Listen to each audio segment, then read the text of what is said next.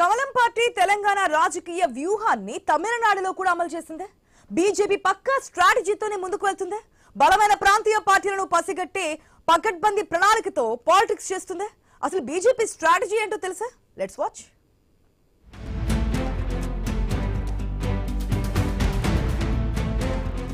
Tamil Nadu assembly ఎన్నికల ఫలితాల తర్వాత సోషల్ మీడియాలో ఒక విధమైన చర్చ మొదలైంది. ఫైవ్ బ్రాండ్ అన్నామలైని దూరం పెట్టినందుకే ఎన్డీఏ నష్టపోయిందనే అభిప్రాయాలను చాలా మంది వ్యక్తం చేస్తున్నారు. కానీ ఫలితాల సరళిని మరో కోణంలో చూస్తే బీజేపీ ఒక పర్ఫెక్ట్ స్ట్రాటజీతోనే వెడుతోందనిపిస్తోంది. బీజేపీ జాతీయ నాయకత్వానికి ప్రాంతీయ పార్టీల బలమైన స్పష్టమైన అవగాహన ఉంది. కాంగ్రెస్ ను ఢీ కొట్టినంత సులువుగా ప్రాంతీయ పార్టీలను ఓడించలేమన్న విషయము ఆ పార్టీ పెద్దలకు తెలుసు. అందుకే ముందుగా అధికారంలో ఉన్న ప్రాంతీయ పార్టీలను బలహీనపరచాలన్న ఎత్తుగడను అమలు చేస్తోంది. ఈ క్రమంలో మరో పార్టీకి లాభం కలిగినా పర్వాలేదని, దీర్ఘకాలంలో తమకే కలిసి వస్తుందన్న అంచనా కమలనాథులదిగా తెలుస్తుంది.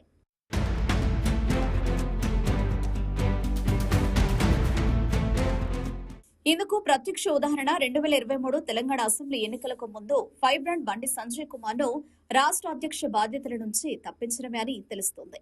వాస్తవానికి సంజయ్ వల్ల రాష్ట్రంలో అప్పుడు పార్టీకి చాలా ఊపొచ్చింది. బీఆర్ఎస్, కాంగ్రెస్, బీజేపీ మధ్య త్రిముఖ పోటీ హోరాహోరీగా ఉంటుందనే విశ్లేషణలు జరిగాయి.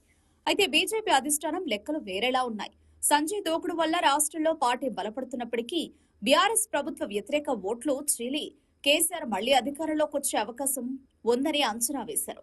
ఈ పోరులో ఒకవేళ కాంగ్రెస్ గెలిచినా మళ్లీ ఎన్నికల్లో ఓడించగలం, కానీ బీఆర్ఎస్ గెలిస్తే కేసీఆర్ తో వేగలేమని భావించిందన్నది నమ్మలేని నిజం. కేసీఆర్ ను గద్దె దించడంలో అప్పుడు బీజేపీ సక్సెస్ అయింది.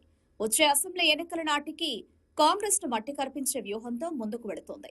అప్పటికి బలం సరిపోకుంటే ఇదే బీఆర్ఎస్ తో పొత్తు లేదా అవగాహన కుదుర్చుకున్నా ఆశ్చర్యపోనక్కర్లేదు. రాజకీయాల్లో శాశ్వత శత్రువు ఉండరు కదా. ఎవరి అవసరం వారిది, ఎవరి రాజకీయం వారిది. ఇప్పుడు ఇదే స్ట్రాటజీని ఫాలో అవుతుందట బీజేపీ.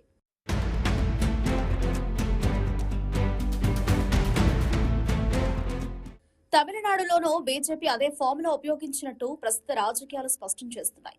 తమిళనాడులో గల సమీకరణాల దృష్ట్యా అధికార డీఎంకేను ఓడించలేమనే అంచనా బీజేపీకి మొదటి నుంచుంది. ద్రవిడ రాజకీయాల్లో ఎక్కువగా కలగజేసుకుంటే మొదటికే మోసం వచ్చే ప్రమాదం ఉందని భావించింది.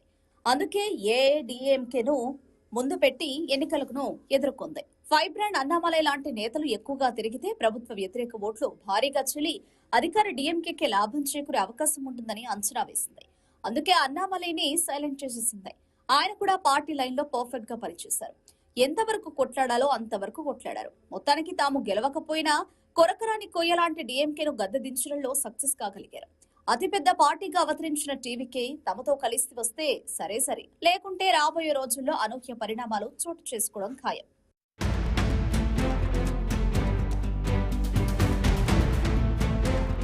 ఇప్పటి వరకు కమలనాథులు పర్ఫెక్ట్ వ్యూహంతోనే ముందుకు సాగుతున్నారు.